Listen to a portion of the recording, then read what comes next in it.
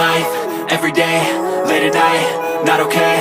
All I want, and I pray, all I need are some better days. Fuck me, I'm looking in the mirror, so foggy, but I've never seen clearer. I don't really think anyone can save me, and honestly I'm not really sure I want saving. I like to be my own worst enemy. There's no risk if you don't try at anything, so I'ma just keep buying everything. See you in the next life, have to be a better me. I don't think that my head's on straight, gotta flip it and grip it and go and get an x-ray. What's wrong with me? I just feel weight pushing on my chest and it squeezes till I suffocate. Better change my mindset, meditate. It's pretty cool that I'm alive and have better days. I could walk, see, hear, I should celebrate. Think I could change my mind, maybe elevate. Living life, every day, late at night, not okay. All I want, and I pray, all I need are some better days.